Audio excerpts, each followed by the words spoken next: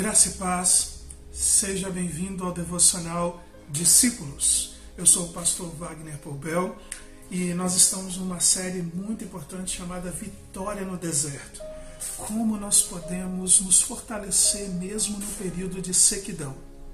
Ao longo desses dias nós estamos aprendendo na Bíblia o que é o deserto da vida, né? Como que Deus nos leva a alguns desertos.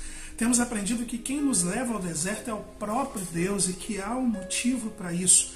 O deserto não é um lugar de castigo, embora às vezes ele também possa ser. Mas temos aprendido que Deus nos leva para o deserto como um ensino, como quem leva a uma escola, para nos fazer realmente aprender aquilo que Ele deseja que possamos aprender. Ele fez isso com o próprio Jesus, e nós vimos isso em Lucas 4. E olha que Jesus não precisava disso. Jesus foi para o deserto também como um exemplo para que nós possamos entender aquilo que Deus quer fazer conosco.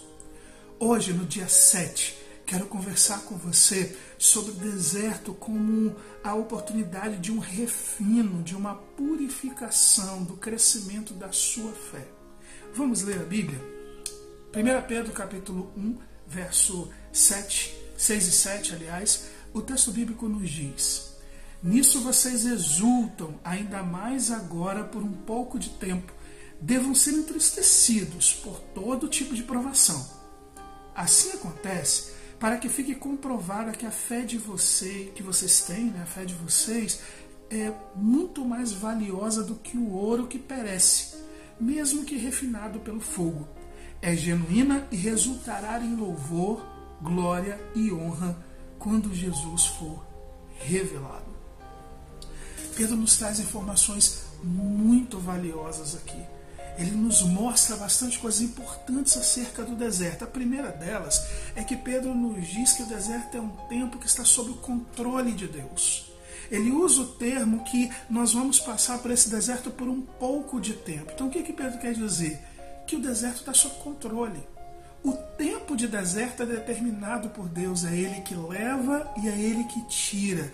E Ele vai permanecer conosco no deserto pelo tempo que for necessário para cumprir o propósito pelo qual nos levou. Ele pode estar de repente nos corrigindo, Ele pode estar de repente nos ensinando, ou Ele pode estar nos preparando para o que vem, né? Uma tempestade que vem depois. Enfim, há vários motivos para Deus nos levar para o deserto. Mas o tempo no deserto está sob o controle de Deus. A forma do deserto está sob o controle de Deus. Por isso Pedro diz, fica tranquilo. Aliás, essa expressão um pouco de tempo também nos mostra que o deserto não é para sempre. Mas que Deus nos mantém lá o tempo que Ele julga necessário para nos preparar. E isso deve trazer alento, calma e esperança ao nosso coração de saber que nós temos um Deus que controla tudo, que nós não estamos largados no deserto. Mas Deus tem estado conosco. A segunda coisa que Pedro nos ensina é que nós podemos aprender que durante o período do deserto nós seremos entristecidos, sim. Gente, Pedro fala para a gente que por um pouco de tempo nós devemos ser entristecidos pela provação. Ora bolas, vamos falar sério? Quem disse que você tem que sorrir para tudo? Quem disse que você tem que estar alegre e feliz para tudo? Isso é hipocrisia. Há momentos na vida que nós passamos sofrimentos e sofrimentos trazem tristeza. Então o que Pedro está colocando é sim, um momento do deserto, um momento da provação, um momento da tribulação, ele vai causar durante aquele período uma certa tristeza. É normal. O que é pecado? É ficar triste? Não, pecado é murmurar contra Deus, é ficar reclamando de Deus. Mas a tristeza é algo natural de nós seres humanos.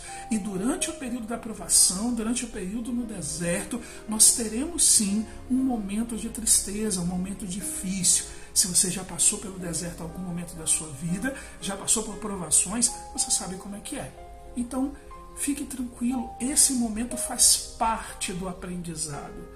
Há uma certa dor no aprendizado. Lembra quando a gente conversou sobre a lagosta? Você acaba se arriscando, então gera-se um desconforto, uma dor. E isso acontece. Para você ter uma ideia, a palavra tribulação, por exemplo, a tradução dela nós poderíamos colocar como se fosse um ancinho, né? ou rastelo. No Rio de Janeiro, na minha terra, é ancinho. Em alguns lugares do país chama-se de rastelo. Aquilo que a gente usa para limpar um jardim, para varrer o jardim. Quando você passa o ancinho ou o rastelo no jardim, ele fere um pouco a grama, mas ele não destrói a grama. Então, para fazer a limpeza, a grama será um pouco ferida. É o mesmo conosco. Durante o período de provação, para poder Deus nos purificar, nos refinar, há um certo ferimento, há uma coisa. E isso Pedro traz para a gente. Ele diz que o deserto tem um propósito. Esse propósito é um refino. E Pedro usa a imagem do fogo. Ele diz, do ouro, aliás. Ele diz então que assim como o ouro, Deus trata a gente. O que Pedro quer dizer aqui?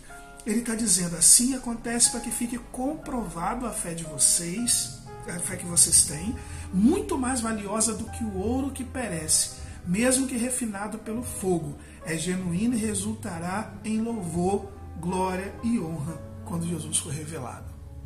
Está passando um carro de som, não sei se vocês estão ouvindo o barulho, mas vamos continuar.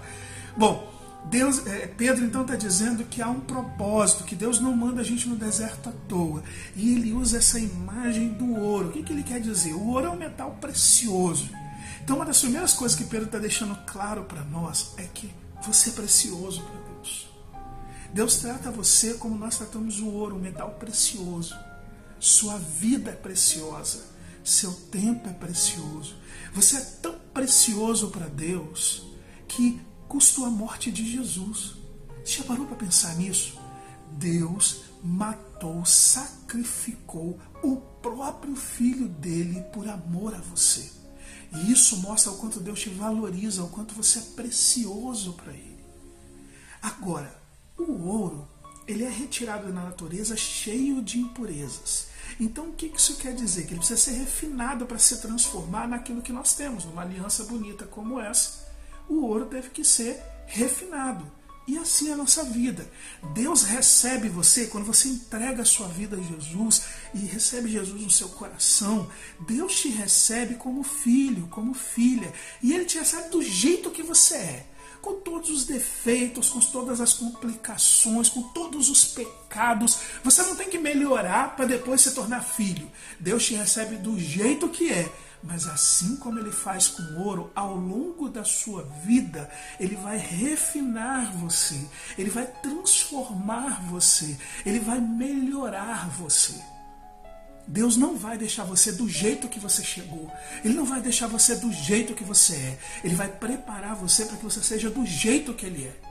Se fosse fazer uma aliança de casamento do jeito que o ouro saiu da natureza, não daria nem liga. Seria uma coisa estranha. Então, se você quer ter uma aliança bonita, uma aliança preparada, ela teve que passar pelo refino.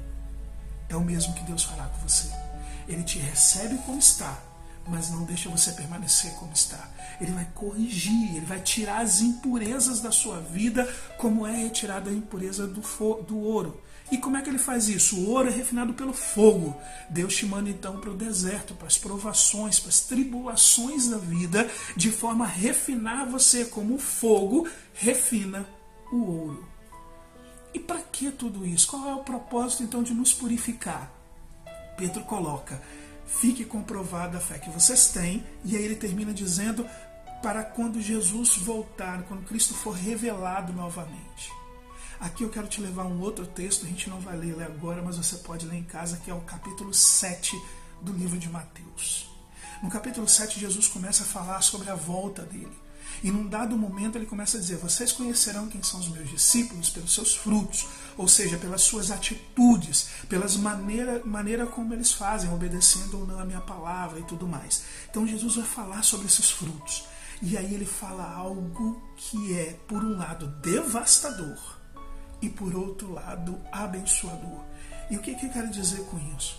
Jesus começa a dizer que quando ele voltar, haverá um grupo de pessoas que vão dizer, Senhor, em teu nome nós expulsamos demônios, em teu nome nós curamos, em teu nome nós fizemos isso, fizemos aquilo, enfim e tal.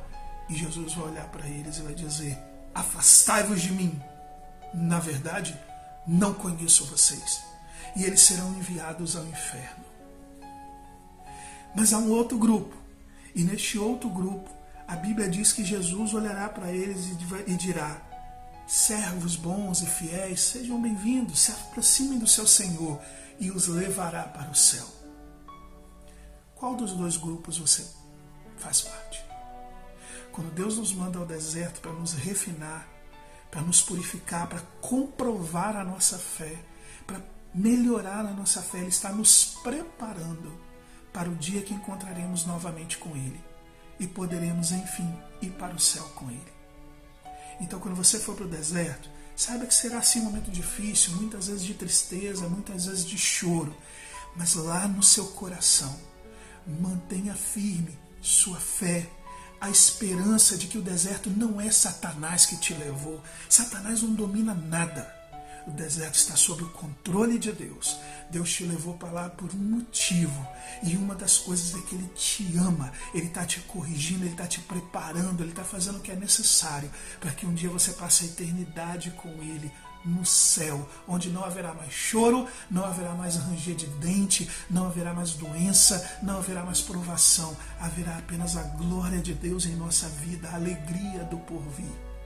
Então confie nele, mesmo no momento mais difícil da provação, que o seu coração esteja cheio de esperança, de que você tem um Deus que controla tudo, um Deus que te ama e que tudo o que Ele faz é para o seu bem. Que Deus abençoe muito a sua vida. E se assim for da vontade dele, até o próximo vídeo. Tchau, tchau.